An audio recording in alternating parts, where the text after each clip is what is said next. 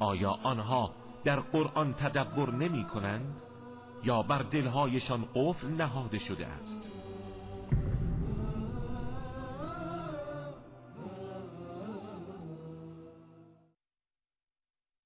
بسم الله الرحمن الرحیم. الحمد لله والصلاة والسلام على سیدنا رسول الله و علی آله و اصحابه و من والاه. اما بعد، السلام علیکم و رحمت الله و برکاته. و عرض پوزش از تأخیر این برنامه. بنا بود جناب دکتر عالی تشریف بیارم، مثل اینکه نتونستن، بنده استثناء در خدمت شما هستم و اخیراً به من اطلاع دادند که جناب دکتر نمیتونه بیاد.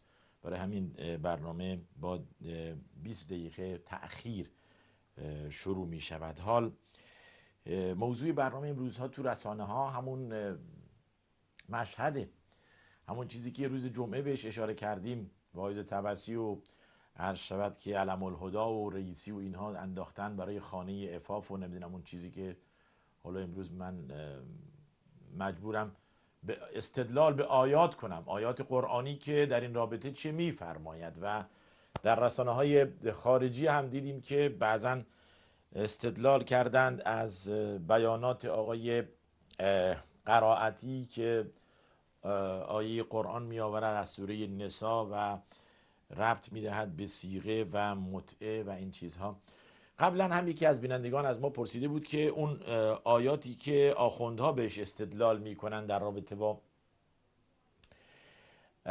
امامت و صیغه و خمس بهش توجه شما نمی کنید. خیر، بارها هم این مسئله نشان دادیم، باز هم نشان میدیم. آیاتی که آقایون در رابطه با امامت، در رابطه با صیغه، در رابطه با خمس که هیچ ربطی به مسئله نداره، دلیلشون بی‌دلیلی است. این دلیلشون ربطی به وجه استدلال نداره. دلیل برای امامت ممکنه چند تا آیه از قرآن انتخاب کنن که ربطی نداره، در سوره مائده در آیه 3، آیه 55، آیه 67 و همچنین در سوره توبه و ولی ربطی به امامت نداره. در مسئله صیغه آیه‌ای دارند، آیه 24 سوره نساء، باز استدلال میکنن به این مسئله ربطی به مسئله صیغه نداره. در رابطه با خمس آیه 40 سوره انفال رو میآورند، باز ربطی به مسئله خمس ندارد.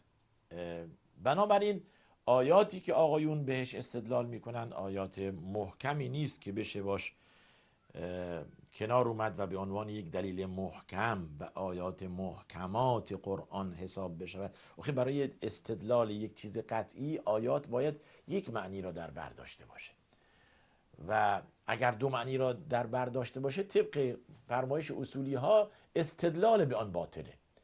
یعنی اگر که یک آیه دو وجه برای معنیش باشه، دو وجه، قطعا کسی نمیتواند از آن به عنوان استدلال خود این را مد نظر قرار بده، زیرا که بیش از یک وجه در بر داره. ولی مسائلی که قطعی است، آیات محکمات هست مثل نبوت، رسالت، توحید، تمام اینها یک معنی را در بر داره. وقتی که لا اله الا الله فاعلم انه لا اله الا الله گفته می شود یعنی فقط خدا، دیگه در بر نداره لات و عزی و منات و هبل و نمیدونم. وقتی گفتیم محمد رسول الله صلی الله علیه و سلم یعنی دیگه نه کسی غیر از محمد، یک اسمه. ما دوتا محمد نداشتیم که پیامبر بشه، یکیش رنگ و پوستش و قیافش غیر از محمد واقعی باشه یا تاریخ تولدش قبل یا بعد باشه. یه محمدی داشتیم به عنوان آخرین پیام آوران الهی. وقتی که میگیم معاد و آخرت، همون چیزی که در قرآن بهش استدلال میشه یک آیه هست و یک معاد هست و نه آخرت دیگر. بنابراین آیات عقائدی محکمات هستند و همچنین آیات اصول واجبات هم محکم هست و یک معنی رو در بر میده. نماز نماز است، روزه روزه هست، حج حجه. کسی نگفته حج مثلا جای دیگه یا به نحوه دیگه. رمضان در ماه خاص خودش هست، کتب علیکم الصیام کما کتب علی الذین من قبلکم شهر رمضان الذی انزل فیه فمن شهد منکم الشهر فلیصم. تمام این آیات واضح و روشن هست برای اصول و ارکان اسلام. اما چی شد که حالا مسئله امامت به این مهمی از آیات متشابهات که فقط خود آخوندها معنیش میکنن برای امامت و برای عرض شود که برای امامت حضرت علی. اگر که این آیه رو شما نشان بدهید، این قسمت الیوم اکملت لکم دینکم و اتممت علیکم نعمتی و رضیت لکم الاسلام دینا، پایان بخش یا قبل از جملات پایانی آیه 3 سوره مائده. یک آیه عام هست، امروز ما دین را کامل میکنیم و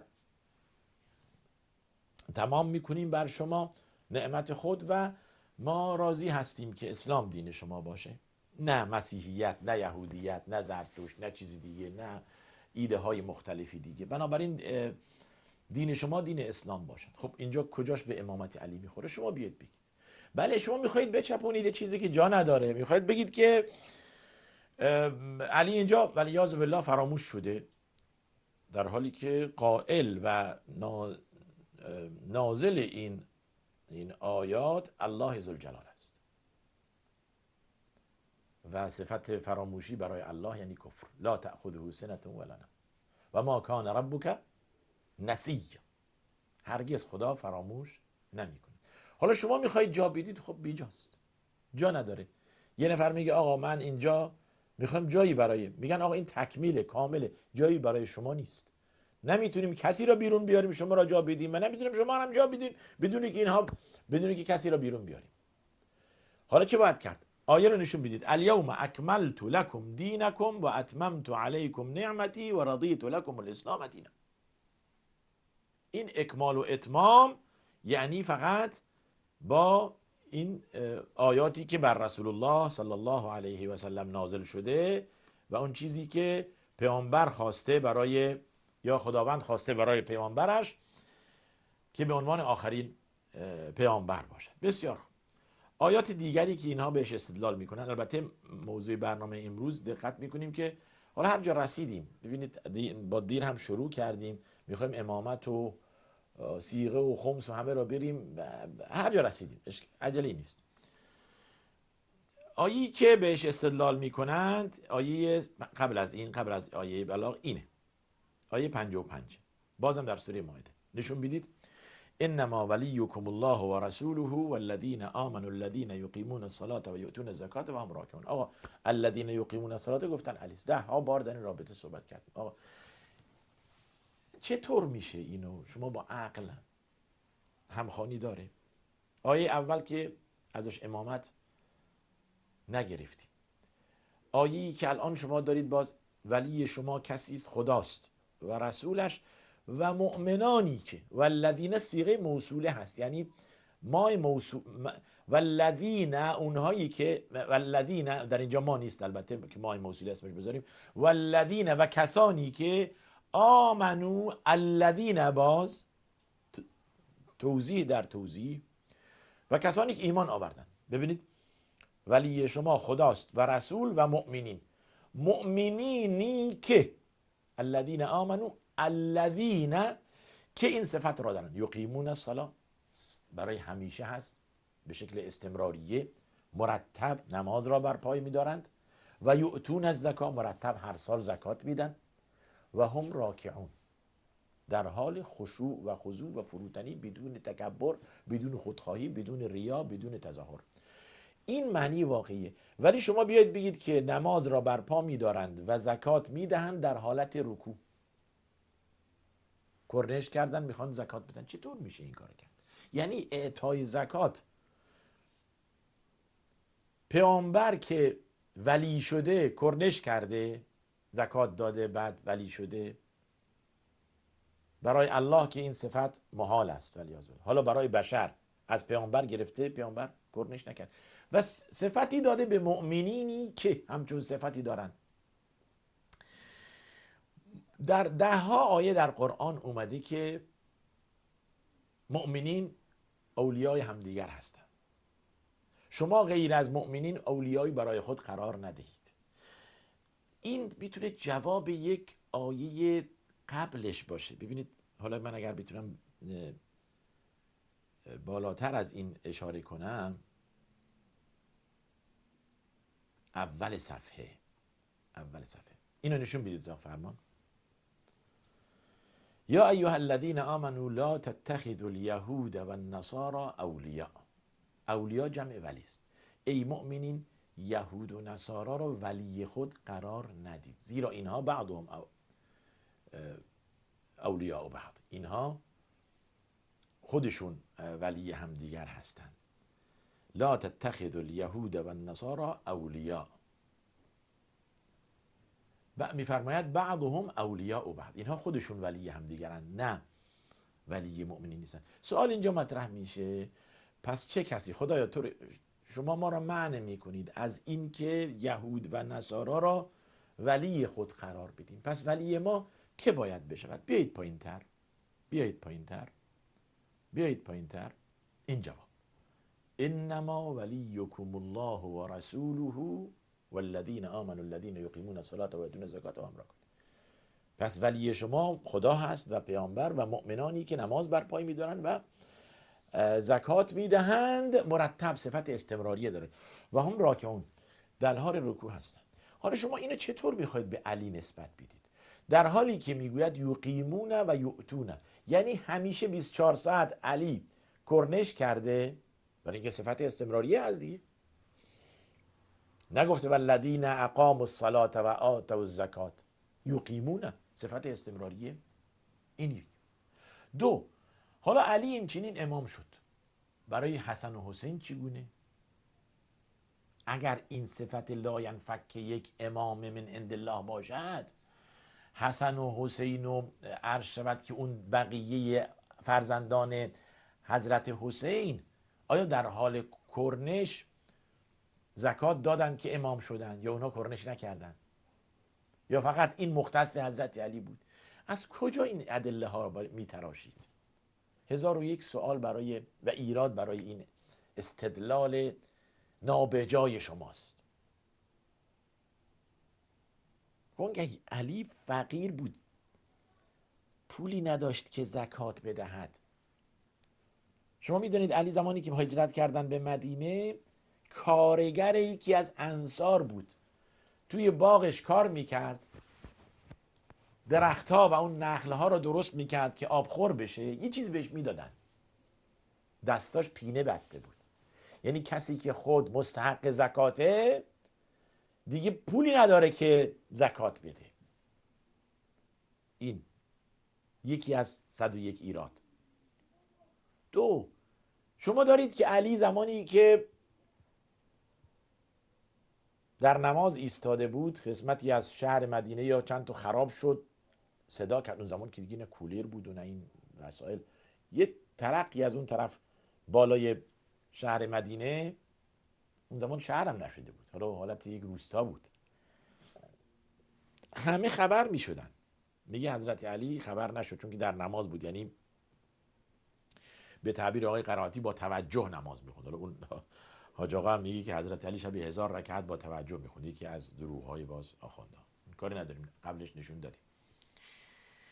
خیلی خوب، حال چطور علی فهمید که یه فقیری هست تو مسجد داره دست درازی میکنه از این و از اون، آقا یه چیزی به من بدید. بعد علی تو رکوع بود و گفتش که بیا من انگشتر ما بهت بدم. 3، این تضاد دارد با خشوع و خضوع.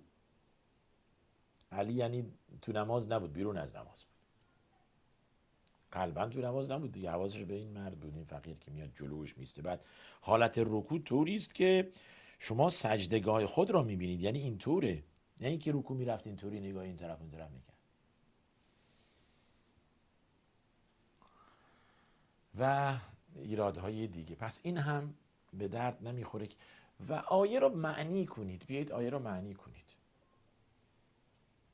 و کسانی که، حالا از اینجا ولدینه، و کسانی که ایمان آوردند در حالت رکوع، اینجا گفته یقیمون الصلاة، در حالت رکوع اقامه نماز میکنند. معنی رو خوب توجه کنید ببینم درسته تحت لفظیش یقیمون الصلاة، نماز را برپای می‌دارند، و یؤتون الزکات و هم راکعون، یعنی در حالت رکوع نماز می‌خوانند. انسان در حالت رکوع نماز می‌خواند یا در حالت نماز رکوع و کرنش می‌کند؟ یعنی جزء در کل داخل است یا کل در جزء داخل است؟ باز هم حتی تحت لفظی بخوایم معنی کنیم هم نمیشه. پس معنی چی میشه؟ یعنی خاضعون. دلیل دیگه چیه؟ آیه دیگه که در با رب ارنی انظر الیک، حضرت موسی فرمود قال لن تران، نمیتونی ببینی، ولكن انظر الى الجبل فان استقر مكانه فسوف تران. به کوه بنگر، اگر جای خودش موند ممکنه منو ببینی. فلما تجلى ربه للجبل جعله دكا وخر موسى صعقا، یعنی موسی با این روی پیشانی خود افتاد و نتوانست این مسئله را ببیند یا الله ذوالجلال را ببیند. و در جای دیگه داریم در قرآن که میفرماید وارکعوا مع الراکعین. شما ممکنه استدلال بکنید که اینجا چطور میشه به رکوع معنیش به رکوع ظاهر بیاد ولی اینجا شما مخالفید که رکوع باشد؟ خب اونجا مسئله نمازه، همراه کرنش کنندگان کرنش کنید، همراه نماز کنند. پس شما زمانی که قرائن آیات در رابطه با نماز باشد به نماز میاد، ولی اینجا قرائن آیه به نماز نیست، صفتی است برای مؤمنین. آیا مؤمنینی که بخوان ولی باشند باید کرنش کنند؟ یک کسی ولی نیست؟ حالا ما نمیگیم بقیه صحابه، در حالی که الا ان اولیاء الله لا خوف علیهم ولا هم یحزنون، اولیای خدا دلهره و ترسی نیست. چه کسانی؟ الذین آمنوا و کانوا یتقون، صفتشون ایمان داشته باشند و متقی باشند، از یک انسان عادی گرفته تا بقیه آدم هایی که به تعبیر شما آل بیت پیامبرند. ولی شما میایید میگید که این خاص علی است، پس بقیه چی شد؟ بقیه اولیای خدا نیستن؟ یا هر کس میخواد ولی بشه باید این چنین صفت کرنش کنه، زکات بده؟ خود آل بیت و بقیه حسن و حسین چی؟ جوابی براش ندارید. خیلی خوب، بعد میرید سراغ آیه دیگه، آیه 67. این 55 بود، توضیحات دیگه هم داره، طولانی میشه. آیه بلاغ یا ابلاغ میگوید یا ایها، نشون بدید یا ایها الرسول بلغ ما انزل الیک من ربک فان لم تفعل فما بلغت رسالته. ای پیامبر تبلیغ کن، برسان اون چی بر تو نازل شده، اگر نرساندی رسالتت کامل نیست. آخوندا میگن یا ایها الرسول بلغ ما انزل الیک فی امامت علی، میچپونن دیگه، باید اضافه کنن و الا خودش کی نیست. در رابطه با امامت علی برسان. سوال اینجاست آیا پیامبر رساند؟ یک دلیل بیارید که پیامبر در رابطه با امامت علی رسانده باشه. بلغ و بلاغ یعنی واضح، روشن، بدون غبار، بدون حباب، بدون این که معنی دیگه در برداشته باشد. در یک کلام علی جانشین من است، این میشه تبلیغ، والا معنی تبلیغ نمیده. هر جا تبلیغ اومده با صیغه خیلی واضح و روشن اومده. بلغ ما، اینجا ما موصول است، ملذی انزل الیک، اون چی بر تو نازل شده برسان. حالا چی بر پیامبر نازل شده؟ بسم الله الرحمن الرحیم، شروع آن سوره فاتحه، و قل اعوذ ملک الناس اله الناس من شر الوسواس الخناس الذي يوسوس في صدور الناس من الجنة والناس، آخرین آیه. البته نه به این ترتیب، به ترتیب قرآنی که الان هست. یا از اولین آیه‌ای که نازل شده اقرأ بسم ربک الذی خلق تا آخرین آیه‌ای که الیوم اکملت لکم دینکم یا واتقوا یوما ترجعون فیه الی الله. تا این آخرین آیه اسم علی نیست. پس این تبلیغ نشده. نتیجه این میگیریم که پیامبر رسالتش تکمیل نشد و این یعنی کفر. البته خیلی از آخونده از جمله خود خمینی معتقد بود که پیامبر به طور صریح به مردم نرسوند. خب علتش چی بود که به طور صریح نرسوند؟ مگر یکی از مستلزمات تبلیغ صراحت و فصاحت و بلاغت نیست؟ تبلیغ یعنی واضح و روشن بدون حباب. همون حدیثی که در قدیر بهش استدلال میکنن آخونده هم حباب داره. نه حباب داره، اصلا بویی از امامت و جانشینی ازش نمیاد. هیچ استدلال در جای خودش نیست، قطعاً که نیست، نه از دور نه از نزدیک. من کنت مولا فعلی من. آقا هذا علی خلیفة من بعدی، چی میشد؟ این میشه بلاغت، این میشه رساندن. مرتبم تکرار میکرد، هر روز قبلش هم میگفت تا در ذهن مردم جا بگیرد. همچون اتفاقی نیفتاد. 3 ماه بعد که بعد از قدیرم که زنده بود اسم علی نبرد. ابوبکر رو گفت جای من نماز بخونه، ولی علی را نگفت جای من نماز بخونه. مرو ابابکر فلیصلی بالناس. چند روز مریض بود؟ حدود 3-4 روز ابوبکر صدیق به جای رسول الله صلی الله علیه و سلم نماز جماعت میخوندن. اگر علی بنا بود امام بشه، خب چرا علی نماز جماعت نخونه؟ سابقه نداشته کسی در حضور پیامبر زنده باشد و کسی دیگر پیش نماز بشود جز ابوبکر، اونم به دستور پیامبر. البته ما ادعا نداریم، اهل سنت ادعا ندارن که ابوبکر با این دستور جانشین شده. نه، با بیعت مردم آیه‌ای هم نیست، برای هیچ کس نیست. این ایده مسلمین، ایده آخوند جدا از ایده مسلمانان است. و آیات دیگه حدث ولا حرج، سوره توبه و سوره جاهای دیگه و 2-3 جا در سوره توبه استدلال میکنن برای امامت که ربطی به این مسئله نداره. خیلی خوب، طول میکشه، میخوایم به 2-3 موضوع دیگه هم برسیم. امروز موضوع صیغه داغ رسانه ها اینو میگن که آخونده اومدن و یک چیزی را به عنوان دین جا انداختن و گفتند که این بشه دلیل از قرآن برای مسئله صیغه و مسئله متعه. من نمیدونم اگر که دوستان در اتاق فرمان این کلیپ آقای قرائتی داشته باشند که بگذارند، صداشم به یک نحوه به من بدید. کلیپ آقای قرائتی بذارید لطفاً. بفرمایید آقای قرائتی رو گوش بدیم. قرآن فرمود فمستمتعتم بهن. متعه مال عقد صیغه است. عقد دائم را این کلمه رو نمیگن که اگر کامیاب شدی اجرشو بده. اگر آخه بعضیا میگن این مال عقد دائمه، اگر عقد دائم باشه کامیاب بشی و نشین باید مهر بده. یکی که عقد دائم خوبای خانومی بعد از اینکه صیغه عقد خون تمام مهریه رو خانم حق داره مطالبه کنه. ولی آیه میگه نه، میگه اگر کام گرفتی پول بده. یعنی چه؟ یعنی عقد دائم نیست. عقد دائم که صیغه خونده شد، چه کام بگیریم چه کام نگیریم، همخوابی بشه یا نشه، عمدی بشه یا نشه، باید مهریه بده. اینجا میگه اگر کام گرفتی پول بده. معلوم میشه این غیر از اونه. عقد دائم و کامم نگیری، صیغه که خونده شد زن طلبکاره. اما اینو میگه نه، اگر کام از هم گرفتید باید پول بده. مرد باید پول بده. پس بده غیر از اونه. علاوه بر اینکه عقد دائم رو مهر میگن، صدقه میگن، این میگه اجر اجورهن. نه، این چه استدلال آبکی بود؟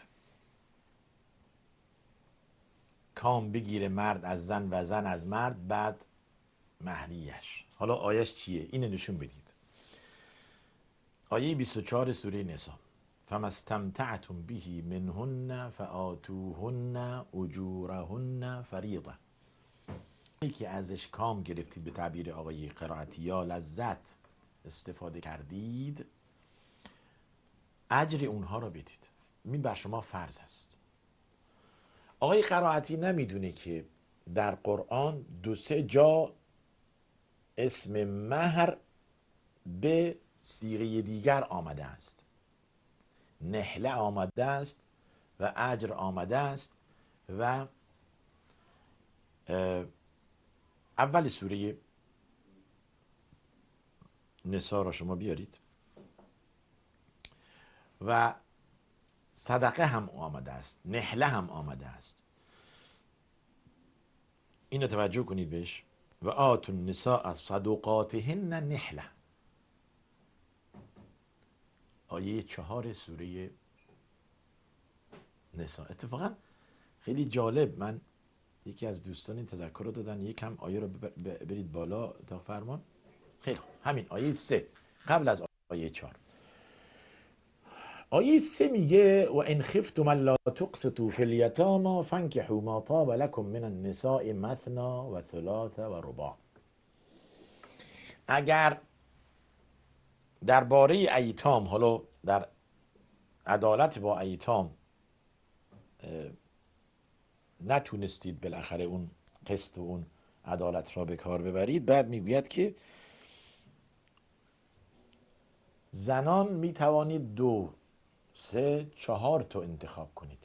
اگر بنا بود صیغه، خوب توجه کنید به این مسئله، اگر بنا بود صیغه و متعه اسلامی باشد، چرا اینجا اسلام تا 4 تا زن به مرد اجازه داده؟ میفرمود هرچی دلتون میخوادم صیغه کنید دنبالش. میفرمود چرا گفته و ان خفتم الا تعدلوا فواحدة، اگر ترسیدید عدالت نکنید به یک زن بسنده کنید. او ما ملکت ایمانکم، اگر هم یا کنیزهایی که اون زمان 10 20 30 کنیز هر کس داشت. حالا این زمان کنیز هست، حالا صیغه کنیزه یا ازدواجه؟ قطعا میگوید کنیز نیست. اگر میگوید ازدواج، خب اینجا 4 تا بیشتر نیست، در حالی که شما در فقهتون دارید متعه یا صیغه 1 10 20 100 هرچی دلت بخواد بدون عدد. از کجا آوردید؟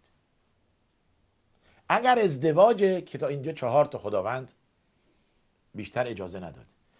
اگر کنیز، خب اسم کنیز روش نیست، شما میگید متعه و ازدواج موقت. این موقت رو از کجا آوردید؟ حالا اگر چه هم ممکنه در اون آیه‌ای که بنده عرض کردم، یعنی آیه 24، بعضا مثل عبدالله بن عباس در بعد این را اشاره کرده بود که فما استمتعتم به منهن لاجل مسمی، که بعدا از قول خودش برگشت. جمهور اهل علم برانن مسلمانان که این اسم مهر هست. فآتوهن اجورهن یعنی مهورهن. و ممکنه بگید چرا مسئله استمتاع آورده، متعه؟ نه، قطعا متعه در اینجا صیغه نیست.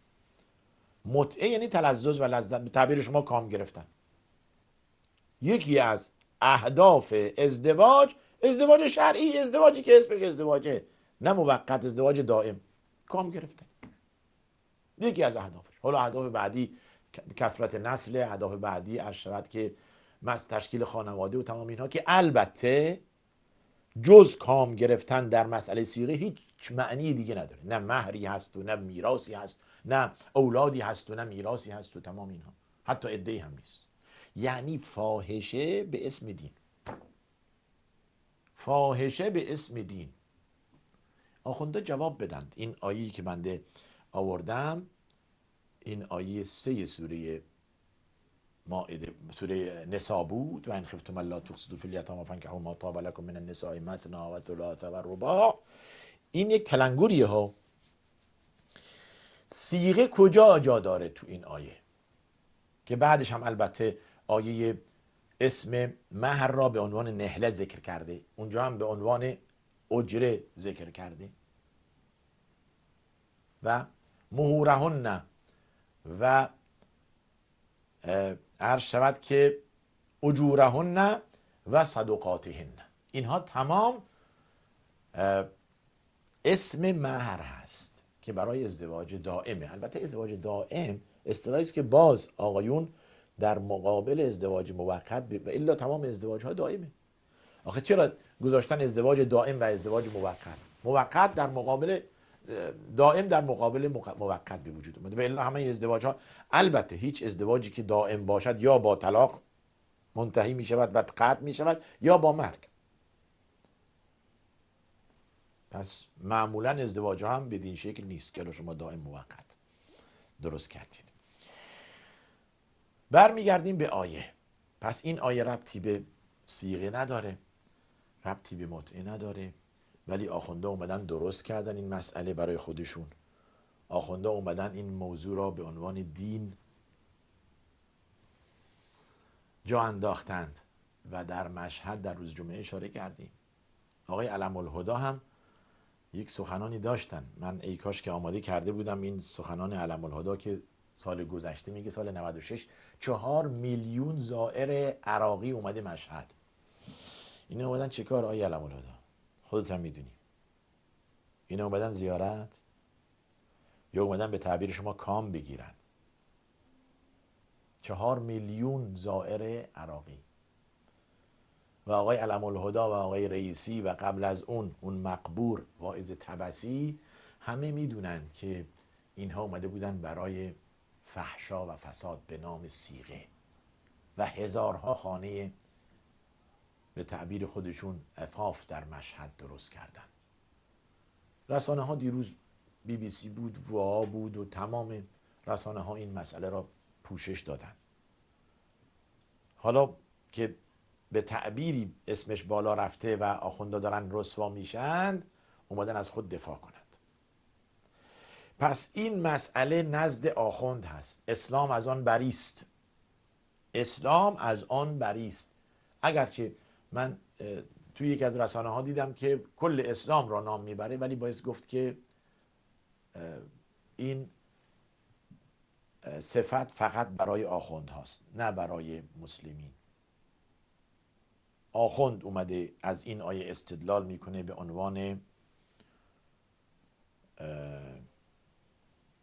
عنوان یک موضوع شرعی، به عنوان یک موضوع دینی که بیاید و دست بذارد روی این مسئله و آن را یک موضوع شرعی و یک موضوع دینی تلقی کند که همخوانی ندارد. با این عجله فقط میخواستیم این دو مورد را مد نظر قرار بدیم. امروز مسئله امامت 2-3 روز پیش عنوان کردن آقایون و اخیراً در رسانه ها مسئله صیغه و رسوایی و فاحشه خونه ها در مشهد و کلان شهرهای ایران به نام صیغه و خانه عفاف که این را هم در برنامه روز جمعه اشاره کردیم و امروز هم بدان پرداختیم. اما مسئله خمس نمیرسیم که بگیم، چون که لحظاتی باقی است برای بینندگان میگذاریم و بذارید بینندگان هم در این برنامه سهیم باشند و بعضی وقتها میشه که یک بیننده رأیش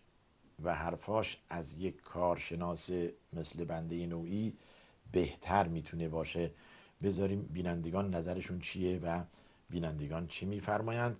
حالا اگر اتاق فرمان یک میان برنامه بدید اولا، بعد هم شماره ها زیرنویس کنید که بینندگان سهیم باشن در این برنامه. ما یک میان برنامه ببینیم و مجددا بازگردیم خدمتتون.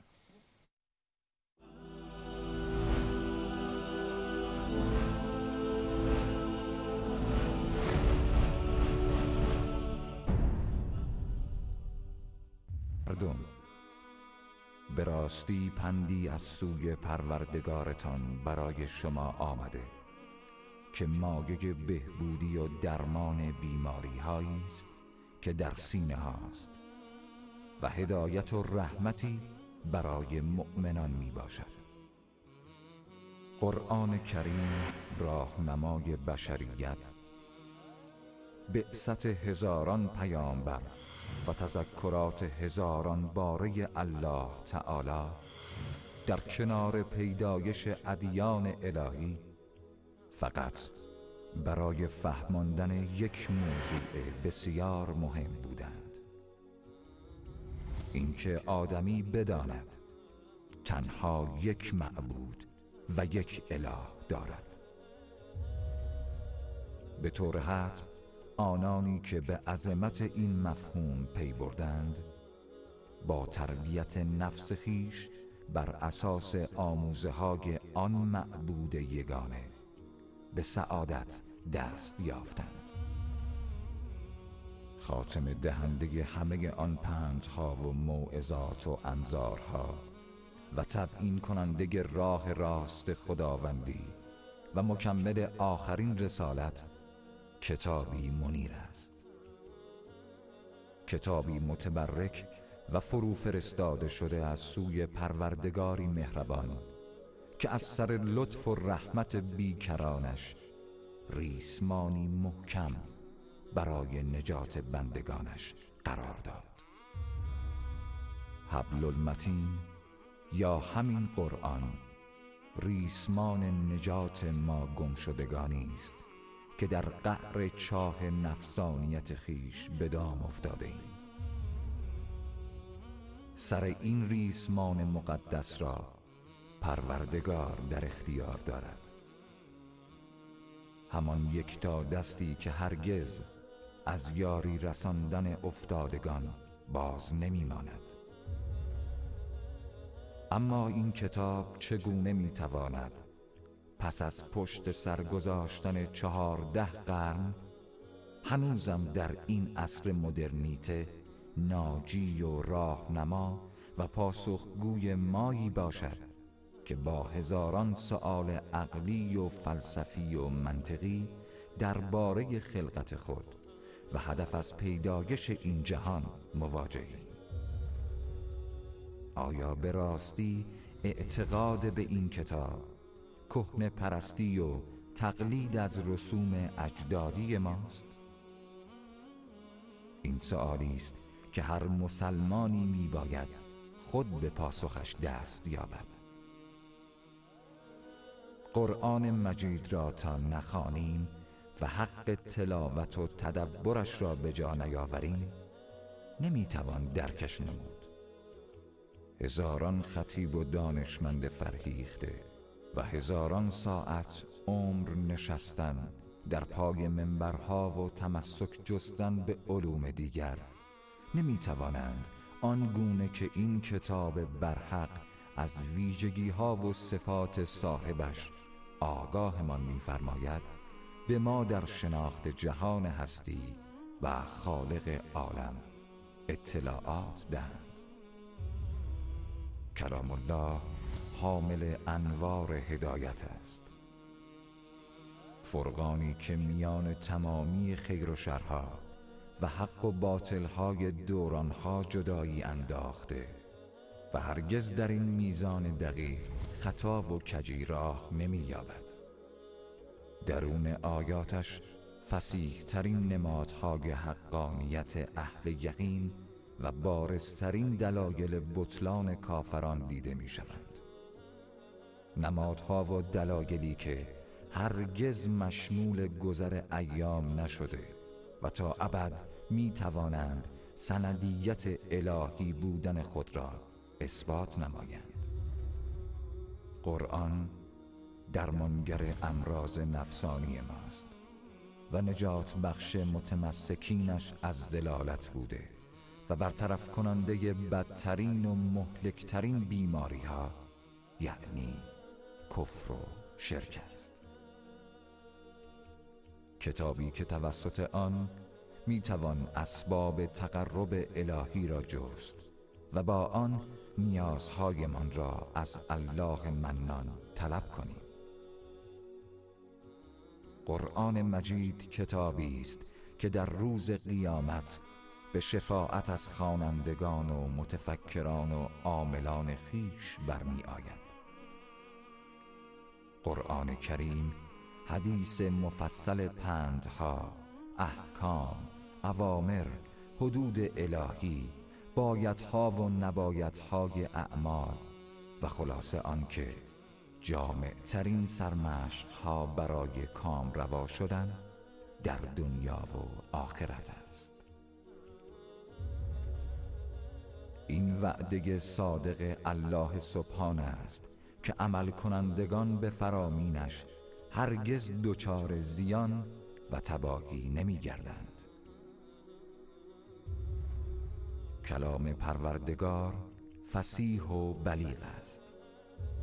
فهم آن بر خوانندگانش آسان بوده، دلایلش محکم و خدش ناپذیر و نورش جاودانه است. پس قرآن بخوانیم پیش از آن که بمیریم و دیگران بر ما قرآن بخوانند. هدایت از قرآن بخواهیم پیش از آن که مورد هجوم اندیشه های باطل و شیطانی قرار بگیریم. آنان که قرآن را فهمیدند هرگز در تشخیص حق از باطل سرگردان نمی شوند. قرآن مجید محک تمامی عقاید و باورهاست.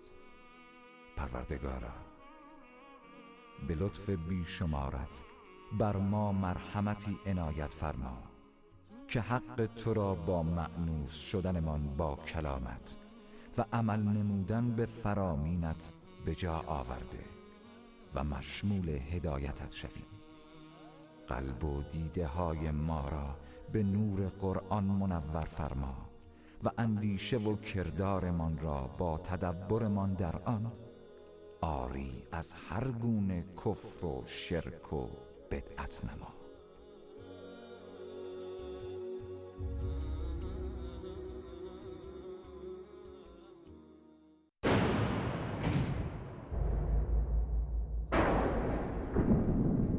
بینندگان فهیم شبکه جهانی کلمه، قابل یادآوری است که سخنان بینندگان عزیز لزوماً دیدگاه شبکه جهانی کلمه نمی باشد.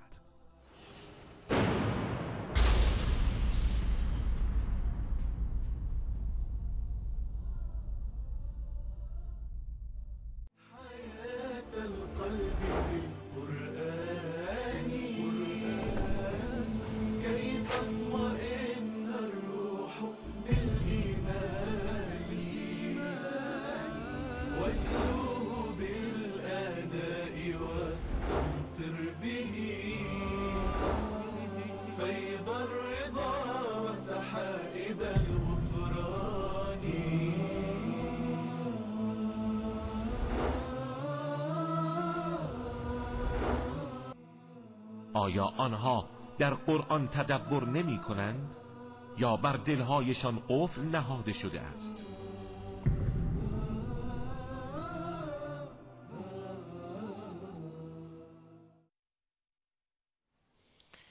و عرض سلام مجدد داشتیم در رابطه با آیاتی که آخوندها ازش استدلال میکنن برای امامت و برای صیغه صحبت میکردیم و مدعی شدیم که آقایون خودشون میگویند ما در مشهد در خدمت زائران هستیم و این خانه فحشا به اسم خانه عفاف در مشهد بنا شده و درست شده و صداش الان در اومده، رسانه ها دارن میگن. اعتراف علم الهدا، نماینده ولی فقیه یا امام جمعه مشهد، هر چی اسمش بذارید، خودش داره میگه که حدود 4 میلیون سال گذشته ما زائر عراقی داشتیم. این کلیپ آماده هست، اتاق فرمان اینو بذارید که ما بشنویم، بعد بینندگان محترم تماس بگیرند و تعلیقی ببندیم در این موضوع صیغه در مشهد و در حکومت ولایت فقیه. کلیپ علم الهدا رو ببینیم. 4 میلیون خارجی توریست مذهبی برای زیارت در این شهر داشتیم در سال 96 و بخش عمده اینا عراقی بودن. این یک برندی است در توسعه اقتصادی ما و این یک جریانی است که در رشد اقتصاد در کشوری که میخوان این کشور رو با تحریم براندازی کنن، اقتصاد این کشور، معیشت مردم، سفره مردم رو در این کشور دشمن هدف قرار داده. خب این یه وسیله‌ای برای توسعه و رشد اقتصادی در این کشوره که 4 میلیون توریست وارد این مملکت بشه. اگر الان بیان یه اختلافی بیندازن در نتیجه این سوء ظنی که ایجاد میکنن مردم ایرانی و مشهدی و خراسانی نسبت به عزیزان عراقی و برادر و خواهر عراقی خودشون رویکرد نامناسب داشته باشند و این ارتباط قطع بشود، رویکرد بدی داشته باشند یعنی مجازات میشن. باید رویکرد خوب باشه، همه چیز آماده باشه که زائر عراقی وقتی اینجا اومد از لذایذ بطنی و فرجی برخوردار بشه که یک نوع توسعه اقتصادی است، رشد اقتصادی است، سفره مردم رنگین میشه. لا اله الا الله. خجالت هم خوب چیزیه. آقای علم الهدا شرم کنید، آقای علم الهدا خجالت بکشید. البته اینا خجالت نمیکشن، آخوندا اینقدر پر روان ناموس خودشون هم بره خجالت نمیکشن. تا چه رسد که الان دارن ناموس مردم را تقسیم میکنن بین زائرین عراقی. سالانه 4 میلیون عراقی وارد مشهد میشه به بهانه زیارت، ولی زیر تا زیر چیزی دیگری است. چیزی که رسانه BBC هم دیروز پخش کرد که اعتراف مردم و گفت که اگر مسئولین انکار میکنند ولی واقعیت امر، بروید از راننده های تاکسی بپرسید، بروید از هتلدارا بپرسید، بروید از دلال ها بپرسید که اونها چه میگویند و اونها در رابطه با این مسئله زشت که حتی تبدیل شده، میگویند مشهد تبدیل شده به تایلند عراقی ها، تایلند عقیدتی. یه تایلند هر شود که توریستی داریم، یه تایلند عقیدتی داریم که برای توریست های عراقی میان و به نام دین فساد و فحشا میکنن. اون آقا حالا در تایلند، در کشورهای اروپایی، هر جا که فساد و فحشا باشد به عنوان دین دیگه نیست، فساد فاحش خونه است علنی، ولی کسی نمیگه در لوای دین، کسی نمیگوید به نام اسلام، کسی نمیگوید به نام قرآن و استدلال نمی کند مثل حاج آقا قرائتی که بله ما که این کار را کردیم با آیه قرآنی این کارها را کردیم. تمام اون استدلال ها واهی و باطل، بلکه یک دین جدید و یک اسلام جدیدی دارن آخوندها که الان رسواییش، زنگ خطرش و هر شود که بدی و زشتیش رو کرده، و الا که سال هاست این کار میشه. به نظر شما در این 40 سال منتها به شکل دیگه بوده، الان اینقدر زیاد بوده که زده بیرون، گندش در اومده به تعبیر امروزی، با عرض معذرت از این حرف. و از روز اول اومدن اینها در ایران 40 ساله که این مسئله رونق پیدا کرده، اما اخیراً به گونه‌ای زیاد شده که مجبور بودن دیگه همه بگن. یعنی اینقدر مشهد درش این فحشاخانه ها زیاد هست که هر جا بروی صحبت از اینه. تاکسی ها، دلال ها پیشنهاد میدن و اونایی که به تعبیر خودشون دوروبر حرم هستن، چند صد دلال دوروبر حرم میچرخه. هر کس دید آقا صیغه میخوایی؟ دختر داریم ما، صیغه میخوایی؟ چهار سالهای بالاخره 17 18 20 انتخاب کن. بعدن آلبوم دارن، بعدن عکس دارن نشون میدن و این تبدیل شده به خانه فحشا و فساد به نام خانه عفاف، اسمی که به این عمل نمیاد. حالا رأی بینندگان هم بشنویم. سینا از ایران، بفرمایید سینا. درود به شما آقای خدمتی، کارشناس محترم. همچنین بر شما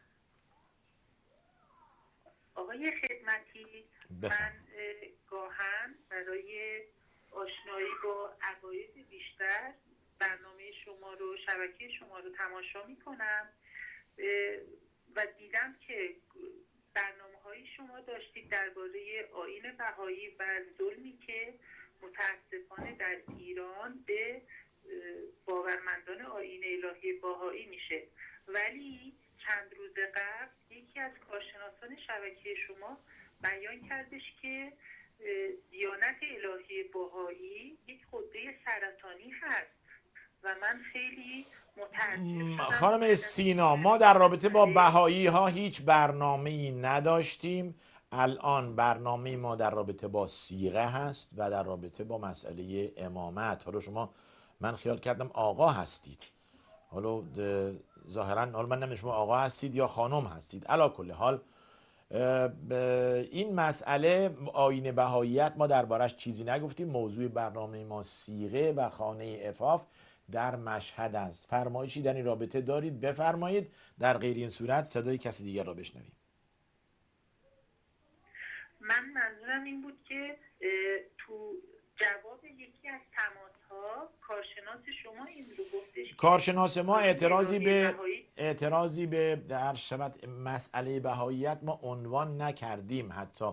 بله، آخوندها میگن بهایی ها نجسن، آخوندهای شیعه میگن بهایی ها نجسن، ولی نه شبکه ما نه ماها همچون حرفهایی نزدیم. سینا خانم یا آقای سینا، نمیدونم هنوز شما بالاخره برنامه آقای حیدری بودش که این حرف رو زدن. در مجموع نظر شما در رابطه با برنامه امروز چی هستش؟ درباره مسئله صیغه؟ بله. خب ببینید، در آیین الهی بهایی شرایط ازدواج متفاوت هست با اسلام. ما نه تنها صیغه رو قبول نداریم، بلکه تعدد زوجات رو هم ما قبول نداریم. خب حالا بالاخره تعدد زوجات رو بذارید کنار، صحبت بر مسئله است که در مشهد در رسانه ها امروز پخش شده و اون خانه هایی که به نام خانه عفاف حتی تعدادش گفتن نزدیک به 6000 هست و برای زائران عراقی آماده کردن. صحبت بر اینه خانم. خب پای گیرنده باشید، چشم صدای بیننده دیگر را بشنویم. اصلان داریم از ایران، بفرمایید اصلان. الو، بفرمایید. خسته نباشید، در خدمت. ممنونم. خوب هستید؟ ممنون، بفرمایید. این عدنان هستم، اصلا نیستم. عدنان بفرمایید. عدنان. بله. این که میگید که مثلا این افراد میرن صیغه میشن و این چیزا، خب این چیزایی هست که مسئولین هر شهری برای اینا با مثلا مردم هم که یه درآمدی ندارن، باید چیکار بکنن؟ حالا به اسم صیغه یا اینجور برن دزدی بکنن، حالا به اسم این چیزی که اینا قبول دارن میدن یه کارایی انجام میدن دیگه، چیکار بکنن مردم؟ یعنی نظر شما اینه که به خاطر فقر هست که این مسئله به وجود آمده؟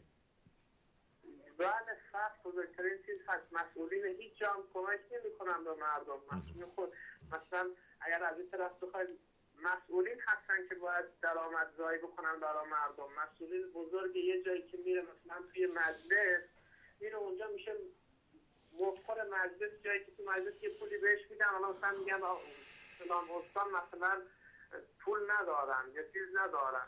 مثلا اینجوریه که مسئولین از یه استانی که میرن توی مجلس یه جایی که بزرگ میشن، میشن مفخر اونجا، پول میگیرن اونجا. مسئولین مثلا همین از این طرف اهواز، از اون طرف سیستان، از اون ور شهرهای اطراف مرز و این چیزا، مسئولینشون، نماینده‌های مجلسشون، من دیدم یه موقعی اسم شما رو هم میارن به اسم اون استان، وقتی مثلا تو مجلس که هزینه بیاره برای اون استان، اونجا یه پولی بهش میدن. مثلا نماینده ایران شهر بود، من دیدم در موردش خیلی از این شبکه‌ها شما داشت صحبت می‌کرد، به اسم مردم یه استان میرن توی مجلس، بعد میرن اونجا شروع می‌کنن به خرابکاری کردن. حالا شما از تمام نماینده ها رو نماینده ایران شهر رو فقط گرفتید آقای عدنان، پس اون عملی که داره آقای علم الهدا و رئیسی و قبلش واعظ طبسی انجام میدادن در مشهد، اونم نماینده مشهد و اینا هستن دیگه، اینا نماینده اونجا. بسیار خوب. پس به نظر شما فقر باعث شده که این، حالا فقیر تا هر اندازه که دست تنگ باشه ولی ناموسش نمیفروشه. آقای عدنان، این نظر شماست. پای گیرنده باشید تا بیننده دیگری بگیریم، ببینیم نظر بیننده دیگه چیه. آیه ملک داریم از ایران، بفرمایید آیه ملک. بفرمایید آقا ملک. بله بفرمایید. صدای شما شنیده میشه، روی خط هستید، بفرمایید.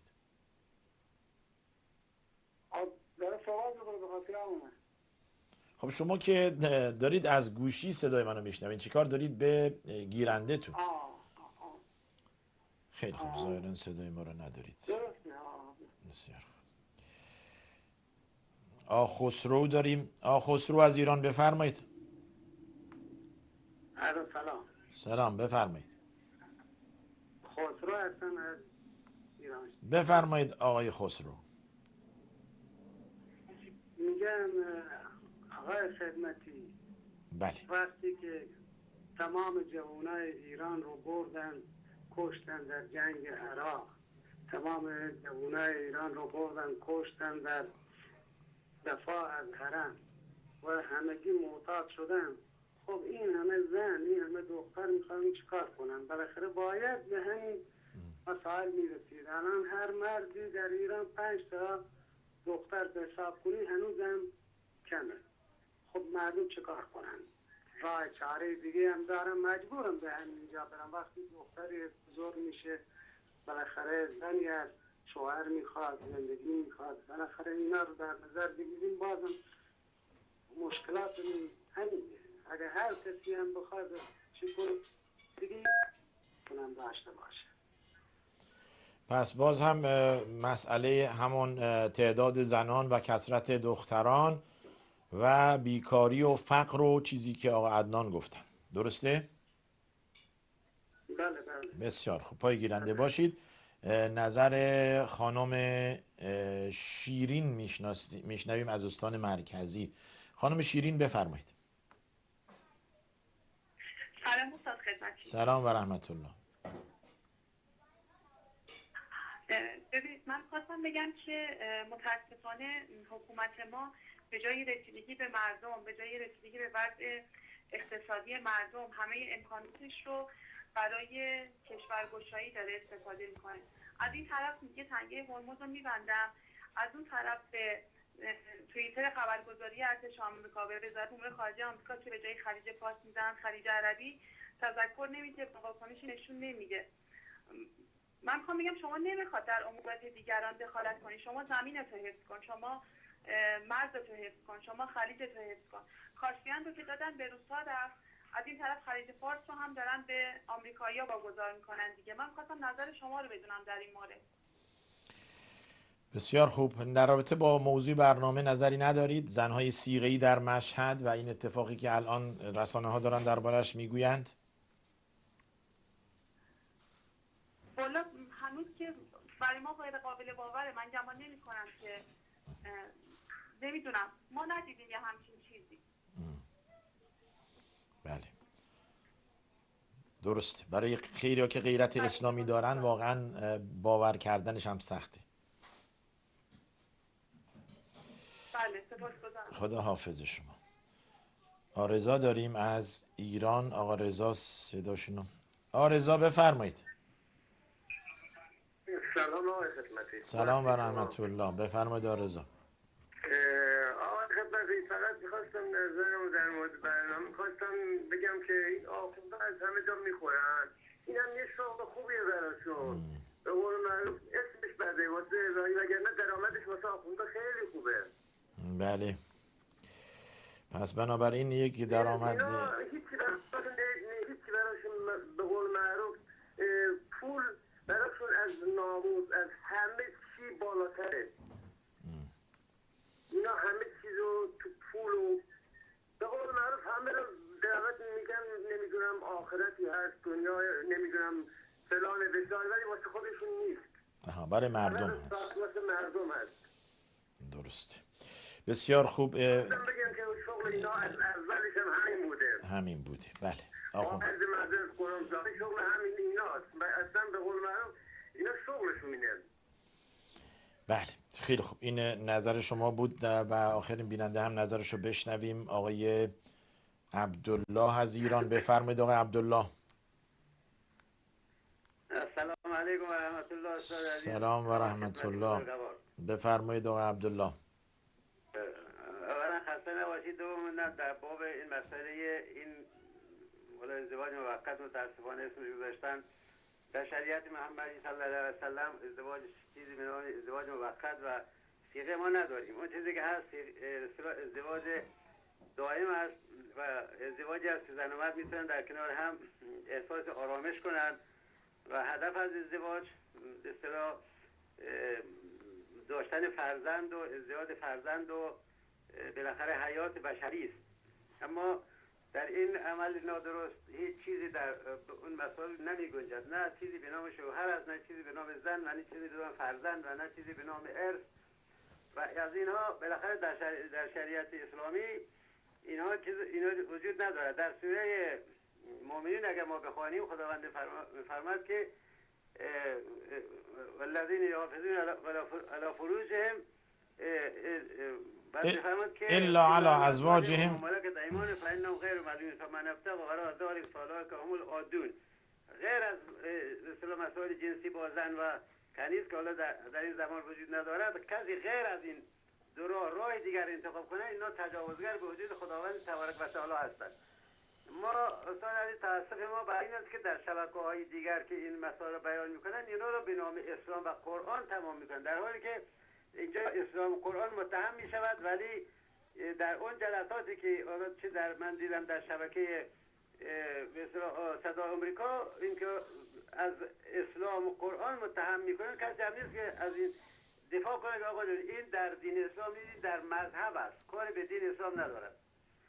ولی خب اصولا جامعه ایرانی ما چه خواهر برادران شیعه ما اینا هم قبول هم ندارن البته، ولی خب متاسفانه اینا قدرت دارن و امروز کسی حق ابراز نظر ندارد و گرده چجور می شود که دو دیروز جوانان ما در جبهه‌های عراق کشته می شدن، امروز اینا متورک شدن. ما نمیدونیم واقعا چرا کسی نیست که این صحبت‌های اینا میزنن بالاخره از این ناموس مردم دفاع کند. بعد آخرانی هم که زنگ زد درباره آیین بهایت گفت که نمیدونم فلان وستان، آقا شما که مسلمان نیستید، اگه بهتون بگن مسلمان خود بگه آقا مسلمان نیستیم. دوم تو که آیا ازدواج تعدد زوج قبول نداری، خب مسلمان نیستی دیگه. هر که از نظر ما آیات الهی قبول نکنه کافر است. دوم خداوند اگر تعدد زوجات گذاشته برای اینکه این مصیبت ها به وجود نیاد، دختران به اصطلاح به سن بالا نرسن که بمونند یا اینکه زنانی که سرپرست ندارن زیر دست این تجار ناموس گیر نکنن. من بیشتر وقت شما و بینندگان عزیز نمیگیرم، انشالله که در کارتون موفق معید باشید. خداوند بالاخره لطفی کنه در حق این ملت برگردن به قرآن و سنت تا برای که فرجی حاصل شود. السلام علیکم و رحمت الله و برکاته. علیکم السلام و رحمت الله. ممنون آقا عبدالله، پایان بخش فرمایشات بینندگان محترم. دیگه در اتاق فرمان 1-4-5 دقیقه دیگه وقت داریم ما اینا رو جواب بدیم. ما این سینا رو بالاخره نفهمیدیم خانم بود یا آقا بود که آیین بهایی میخواست تبلیغ کنه براش که جا نداشت. به تعبیر آقا عبدالله کسی که آیات قرآن را انکار میکنه از دید ما مسلمان نیست. حالا بیاد بگه که قرآن 4 تا شما قبول نداریم. خب خدا فرموده تو که باشی که قبول نداشته باشی. و این مسئله لطمه به اسلام نمیزنه، یک رأی شخصی افراد هست. آقا عدنان گفتن که به خاطری که مردم فقیرن مجبورن این کار رو بکنن. به نظر شما آقا عدنان به خاطر فقر انسان بره ناموسشو بفروشه؟ هر چه فقیر باشه، ایرانی غیرت داره، نان شب نداره ولی نمیره ناموس فروشی کنه. این کار آخونداست. آخوند میاد میگه آقا به اضافه این که شما پول گیرتون میاد بهشت هم جاتونه، تبلیغ میکنه براش، روایت میتراشه براش. کسی که 1 بار صیغه کند همراه نمیدونم حسین هست، کسی که 2 بار صیغه کند همراه حسن هست، کسی که 3 بار صیغه کند همراه علی است، کسی که 4 بار صیغه کند همراه پیامبر است. روایت بر توی بهار توی کتاب‌های آخوندان فتح فله هست این روایت ها. یعنی به اضافه این که سوء استفاده مالی از مردم میبرند و سوء استفاده جنسی مردم را به نام دین بدین فحشا میکشن. مصیبت اینجاست که آقا عبدالله توضیح دادن این کار اصلا ربطی به اسلام نداره. اگرچه مثلا حالا ممکنه در شبکه‌ها به نام اسلام و قرآن تمام کنند، استدلال آقای قرائتی بی صفاته. استدلال آقای قرائتی به نام دین و قرآن تمام نکنید. من خواهش میکنم کارشناسان شبکه‌های دیگر، کسی اینها رو به نام مسلمان نمیشناسه که شما بیایید اینها رو به نام دین معرفی کنید. میگه از قرآن، میگه از اسلام، میگه پس بگویید آخوند هست و شیعه، مجزا کنید نظر شیعه. لااقل دیروز اون بحثی که BBC داشت خوب بود، اسم اسلام روش نگذاشت، گفت که اون اسلام شیعه یا ایده شیعه. بعضی گفت ایده آخوندها. کل شیعه هم این رو قبول ندارد. کل شیعه هم مسئله صیغه را نمیپذیرد. پس باید گفت ایده آخوندها برای مسئله صیغه و فاحشه خونه است. خسرو گفتن تمام جوانها کشته شدن. بالاخره حالا این همه زن باید چیکار کرد؟ راه حل همون آیه داده، آیه قرآن راه حل تعدد معرفی کرده، نه فاحشه و فحشا. خرم شیرین از گله از آخوندا داشتن با این همه کاسپیان یا خلیج یا بزرگترین دریاچه دنیا که دریای خزر باشد، میگه فروختن به روسی ها و الان خلیج را می فروشند و اومدن به چینی ها دادند و میخوان تنگه هرمز. نه، اینو دیگه آخوند خواب میبینه، تنگه هرمز رو نمیتونه ببنده، برای اینکه تنگه هرمز یک آبش بین المللی است و یک گذرگاه بین المللی است. آخوند تهدید میکنه ولی سری میره توی، مثل موش میره قائم میشه. هرگز نمیتوانند تنگه هرمز را ببندن. مسئله صیغه گفت برای ما غیر قابل باور هست. ببینید بعضی زنهای با عفت براشون حتی چندشاور این حرف بشنون، باور نمی کنند که واقعا این آیا واقعیت داره؟ آیا میشه که به نام دین زن فاحشه انجام بده، به نام دین بگوید اسمش صیغه هست؟ و آرزا گفتن شغل خوبی برای آخونداست، درآمدزاست. بالاخره آخوند که ابایی نداره، ناموس مردم هم بره، پولگیر آخوند میاد کافیه. و مشهد را نشانه قرار دادن و مرکز برای جمع‌آوری پول و به عنوان زیارت. و کلیپ آقای علم الهدا هم دیدید، 4 میلیون زائر در سال 96 اومدن. حالا همین تعداد یه چیزی کمتر یا بیشتر هم در سال 97 میان، ولی میان زیارت یا میان برای فساد و فحشا و بی‌عفتی و صیغه کردن زنهای ایرانی. آقا عبدالله توضیح دادن در رابطه با دین در شریعت اسلام چیزی به نام ازدواج موقت نداریم، این ساخته و پرداخته آخونداست. هدف اسلام آرامش و فرزند هست و ارث هست. در صیغه نه ارث هست، نه فرزندی و نه آرامشی. الا مسئله ارث که گفتید، آیه‌ای که ولکم نصف ما ترک ازواجکم ان لم یکن لهن ولد. حالا اسمش گذاشته ازواجکم، در آیه میراث اسمش گذاشته ازواج. حالا این صیغه چیه؟ زوجه هست یا عمه هست و کنیز هست؟ گفتیم جوابی ندارید براش. پس بنابراین صیغه زوجه نیست، ازواج نیست، برای اینکه شما ارث ندارید در مسئله صیغه. قطعاً صیغه اسمش نتوان گفت زوجه، اسم صحیحش همون فاحشه و زناست.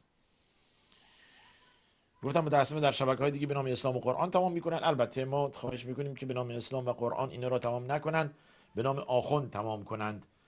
و اون کسی که زنگ زد و گفت بهایی هست تعدد قبول ندارد، حالا اینطور میشه دیگه، تعدد قبول ندارید پس این رو بپذیرید. به تعبیر بینندمون میگه زنها و دخترها زیاد شدن، حالا راه حل چیه؟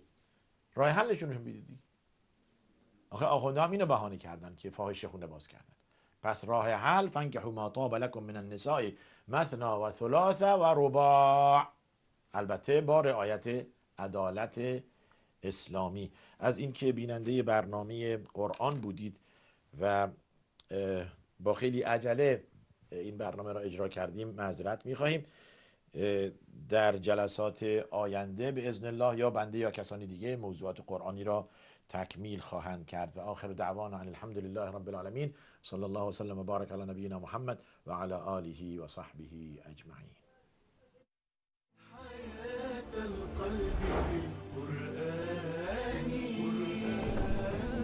كي تطمئن الروح بالإيمان واتلوه بالآناء واستمتع